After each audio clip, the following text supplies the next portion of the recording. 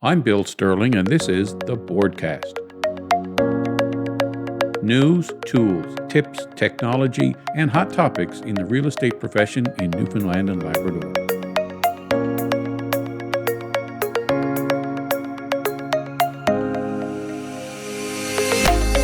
Well, welcome to the show, everybody. This is our first ever video podcast. I'm here with Dan Gulliver. Dan is our Director of Education and Continuous Learning for the association. And Dan's here today to talk all about our education programs. So we're going to talk a bit about the pre-license training program, how you get into the business. We're going to talk about our newly launched new member orientation program that was launched this past fall. We're coming up on the end of the cycle for people who've been in the business and part of our professional development program. Your required credits that you have to get every 2 years. We're coming towards the end of the cycle at the end of March.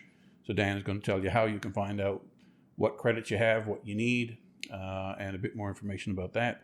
And then we're going to talk a bit about our training resources, things for showing time and the lock boxes and matrix and some of the other resources we have on the training hub. Yep. So welcome, Dan. Yes, it's great to be here. So I didn't realize I was the guinea pig of the first video. It is the first video. Yeah. And if you're listening on as a podcast, as an audio listener, you don't get to see the two handsome faces, but you still get all of the information. So yeah, there you go. Face for radio. All right, where do you want to start? I think maybe with the licensing programs would be the best way to go. That's usually... Yeah, I mean, we've seen a huge uptick in the number of people signing up for the pre-license program. And anyone who's currently a member would have come through the licensing programs either way, if it be the new one. So in 2010, we updated the provincial licensing programs from what they used to be. So anyone who used to be around, I think when you used to be licensed back in the day, it was just a little binder of information that you would study. It wasn't a very big study material, I should say, to get in. But that was updated in 2010, which was a significant jump for the information that you had to know, but it's also increases the professionalism of our members. Mm-hmm. So now the licensing, and this thing we talked about the other day, like some people think that we're the licensing body when we're not. We perform and facilitate the licensing program for government, who is the regulator. So the regulator is the one who gives out the licenses, and we are the ones who facilitate the education on their behalf. So there's 3 streams of licensing that someone could do. The most common one is the pre-licensing program, which is, what I would say 95% of our members are licensed salespeople, and that's the route you need to go if you want to do that. Mm-hmm. We also take care of the brokerage, office management and brokerage, was if you just want to open your own brokerage. In order to be eligible for that, you need to be licensed for 2 years, and then you can sign up for that program. And the third and last one we do is reciprocity process, which is just a fancy name for transferring your license between provinces. So if you're currently licensed in a province, every province in the country will recognize that and let you sign up for their reciprocity, where you can be licensed in their province. So you can be licensed in every province, actually. And we do have members that are licensed in more than one province. Yeah. So, and we do get that quite often, that people might be transferring, especially in these strange days that we currently live in, that people are thinking that they might want to license in Ontario and then we want to come back and move back here and just transfer their license and not having to do the whole pre-license program again, obviously is not something they want to do. Yeah. So, and of course, recently now, one of the things that we managed to do during the pandemic is put those exams online, right? So the salesperson exam and the reciprocity exam are available online. Yeah, it's and that's quite new, and it's working out great, especially once again in these strange days we live in. But the office management, the broker's exam, I don't think that will go up because it's so few people that do it. It's not worth the time and effort and cost really to put it up there. But yeah, we have the pre-licensing exams as well as the reciprocity exams up there. So and it's working great so far. Good. And lots of people signing up. Yeah, we've had an unusual uptick, should we say, of people interested, and I think it has to do with how the housing market is so active lately. It's not a direct reflection of the economy, really, but it's the housing market's quite busy. Yeah. So if somebody is interested in signing up, how do they get in touch with you?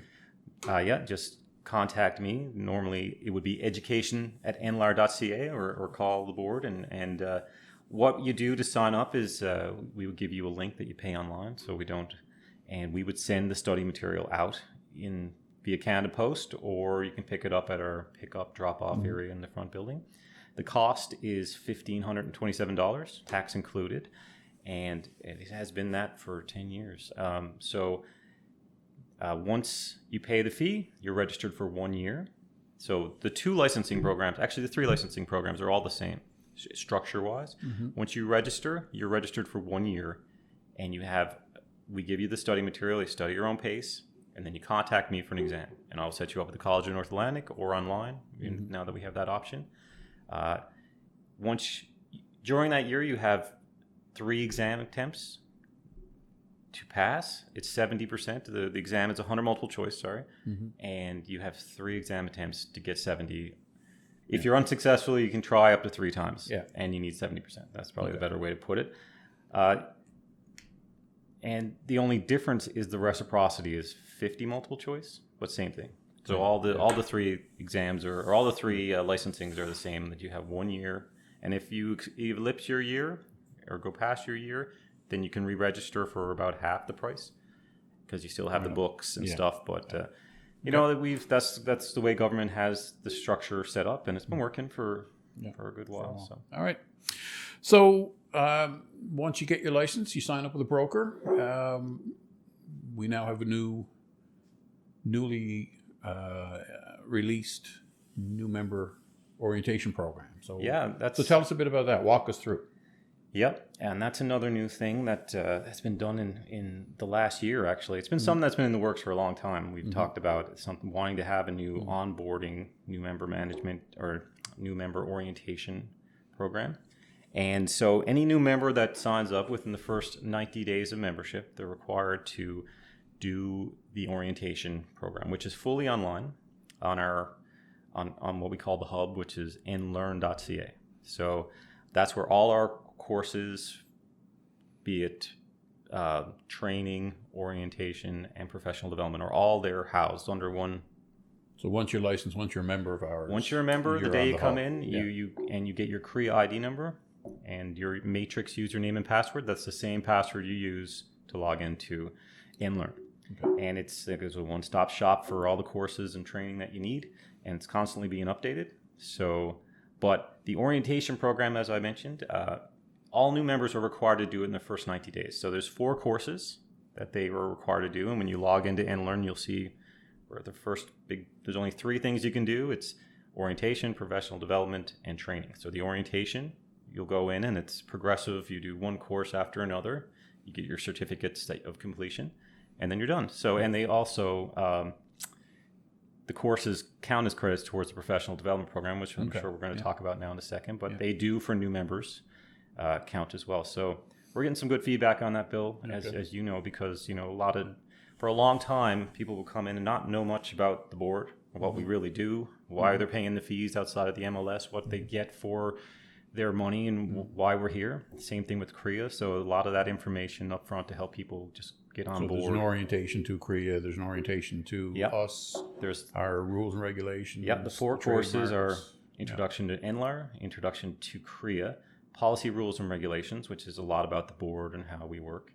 And the last one is the Code of Ethics. The CREA Code of Ethics, which everybody should know coming right out of the gates. So. Okay. Yeah, cool. So that's been going quite well. That's quite new. And so new members have to do that within their first 3 months in the business. Yeah. Okay.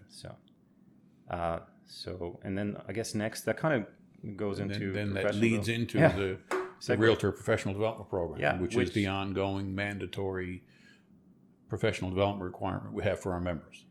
Yeah, and that is now finishing its second cycle. So the way it's set up is that every 2 years, every member has to get 12 credits. Now, in those credits, they can get whatever they want. They have to get one course, which the board of directors deems as mandatory. So this time, the course is called Dealing with Unethical Behavior, and that's worth 3 credits, and it's on nlearn.ca. Outside of that, they can get their credits however they want. Now, I think we have 17 courses up there now that, so you can pick and choose. Mm-hmm. Our first education cycle, where we were so green with it and new, we didn't have a lot up there. Mm-hmm. But now we've really come around getting a lot of material up there so people can pick and choose how they want to get their other credits, stuff they're interested in. As well, we credit third parties. So what that means is like there's companies out there that have presentations that they would like to give. So it'd be, there's lawyers that do ones on closing of homes, or there's ones such as heat pumps and stuff. Information that we find falls under the program of making you more professional. And that's the main goal of the professional development program, is to increase the professionalism of our members. So members sign up for the RPEDP, the Realtor Professional Development Program. Yeah. And they've got to do the required course, which this year is on ethical behavior. That's 3 credits, so they got to get 9 others. So there's courses available online through the hub for that. They can get credits by coming to meetings. That's another thing. All our AGMs and general meetings are worth a credit each. Worth a credit. And regional meetings, and at some point we'll get back to doing things like conferences and stuff, and members of ours will travel to events. So if they're going to something that they think might qualify, can they have that? Yep, that's really good. They can apply. We haven't seen much of that this year, of course, because everybody's stuck at home. Yeah. But if there's they can apply to get credits assessed or whatever. Yeah. So. What most people will do if they're going to a conference with their brokerage or something, and there's going to be speakers there that they think will fall under the program. Like I said, any types of training that is sales orientated or marketing to make you a better, increase your ends or profitability doesn't count under the professional development program. Like I mentioned earlier, it's more aimed at increasing your professionalism, your industry knowledge. So they send in they'll send in what they're going to, and we'll take a look at it. And normally I can say, yep, that'll be worth a credit or not. Yeah. And if it's more complicated, we'll go to the education committee and kind of get a ruling on it. But it's pretty quick, and it works out pretty well. So. And some of them are no-brainers, like any of the FRI courses, right, or any of the BOMA, the NLAR, like the SRAS or the accredited buyer, or any of those. I'm sure qualify for credits, and right? It's interesting thing that people probably don't know. So there's NLAR.ca, but there's also there's nlearn.ca, but there's also NLAR.ca. So that is the members area. So you go in and log in, and it looks like just our normal webpage, which what it is, public facing.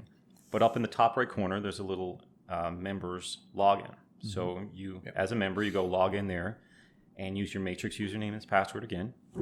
And you get in, and that is the secure members area, and they're able to get their, like, any receipts or any business they've done with the board. They'll be able to download there and see, but they'll also be able to see their updated current professional development credits there. So under professional development, it will show you the current cycle and whatever credits you have to date. It's a little confusing sometimes because there's 2 sites. There's a training hub that hosts the courses, but then there's NLAR.ca, which is the member portal. This is the member portal, but that's where the credits are, because it takes all the credits from the training hub, but it also includes the ones that we mentioned. You might have done third-party ones or gone to a conference or attended the general meeting. They're all entered manually. Okay. So just another thing I would mention while we're on that topic, there is, under professional development, there's also a listing of accredited third-party courses. So all these ones we were talking about that someone may have applied to us, and these may be paid for. You may, I'm trying to think of one off the top of my head, but the BOMA, the BOMA one, the BOMA conference, actually, they do that twice a year. It's worth 2 credits. Once a year. Once a year? Yeah. And I think we've accredited for a credit. So you can go on there and just see, oh, okay, it's already accredited. So you don't have to ask me or send in anything about it. We do that one every year, as well as the Condo Institute has a course that you pay for.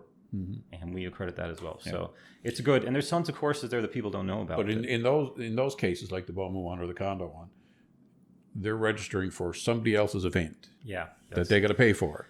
Yeah. We're not charging. We're not collecting money. Yeah. We're not doing the registration. But if you go to the BOMA event, and I think it's $100 or something like that, whatever they charge, then we give that a credit. Yeah. Yeah. Because they always have speakers there that fall underneath the guidelines of what we're trying to do with the professional development program. Yeah. But as you said, it's not our event. So we don't register the people. Yeah. We don't take the payment. But what we do is they'll give you a certificate at the end, and you just forward it into us, and we'll manually enter it under. And the next time you go in, hopefully, it'll be under your credits. Yeah. Just on the talking about paying for stuff, we changed last year, I guess, in 2020, we changed how we charge for education services, right? So we used to have per course fees and all of that. So for the courses that we provide now on the hub are all free, essentially. Members pay $100 a year or eight something a month. For a subscription to our hub, and that gives them access to everything that's there that we own. Yeah, right? and that's working out great because when we first started, and we had I think we had 4 courses, and we were charging $75 each. Yeah, $75 in tax each. Yeah.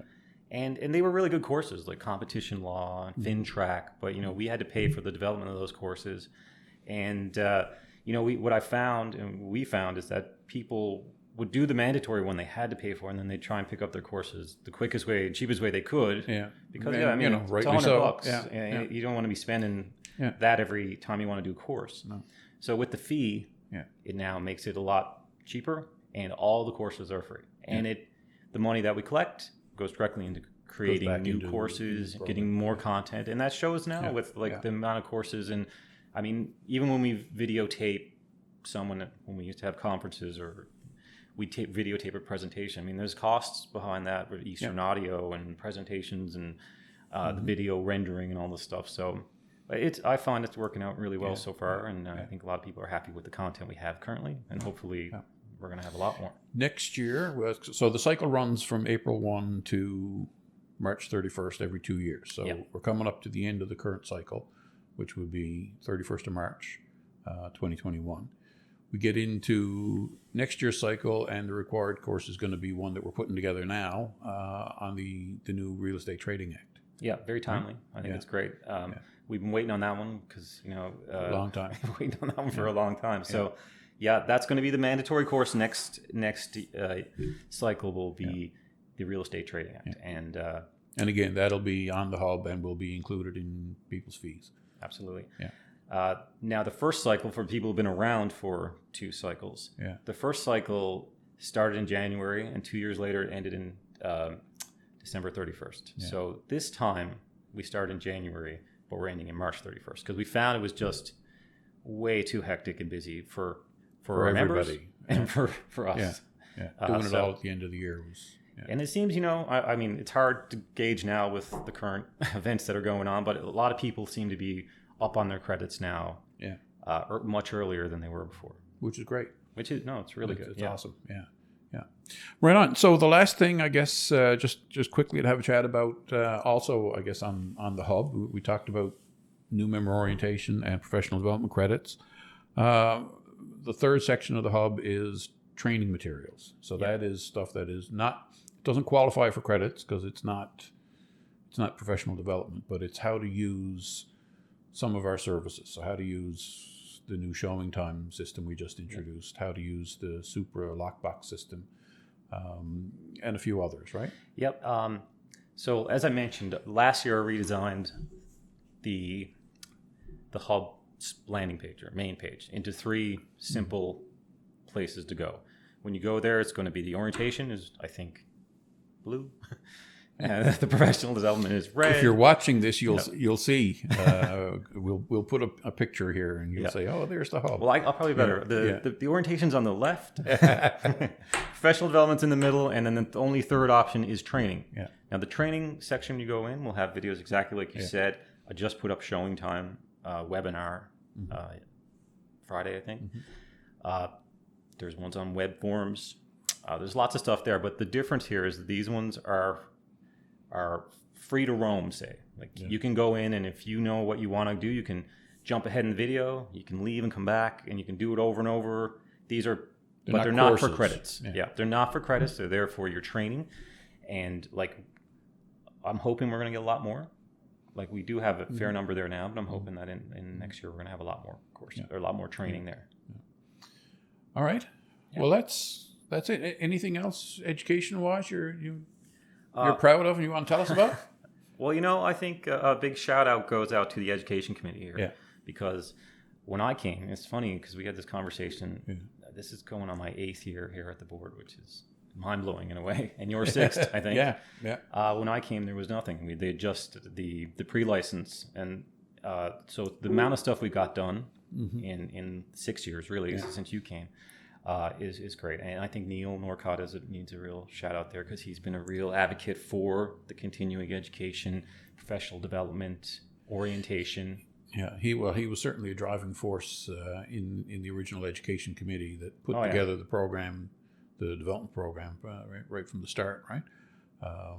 And lots of others around that committee table, retired educators that are members of ours, had great input into how to build an education program and then how to populate it with the courses and stuff. So a lot of work has gone into doing that, and I think we have I sit on a national committee with other directors of education in associations across the country, and we're doing a lot better than some of the bigger places, some of the bigger provinces. We have a very good program right now in place. But I would just say, like everybody, get your credits. Go out there. You need 12 credits by the end of March 31st, including dealing with unethical behavior. And you can do all your credits up on the hub, which is nlearn.ca. And you go to see what credits you have done at nlar.ca, members area. Yeah. And I guess you can link to the hub from the member portal, right? There's a isn't it? There's once you're into the member portal, matrix. You can go to both, and maybe Bill will put a little. Yeah, we put a little video on the screen there how to do that. Well, that's it, folks. Our first ever video podcast. Thanks, Dan, for coming in. That was really enlightening. Really looking forward to getting some feedback on this. This is something new for us, learning how to edit video on the fly. If you like the video, give us a thumbs up. If you don't, well, don't. There's no thumbs down option, is there? But thanks very much, and we'll see you next time. Thank you.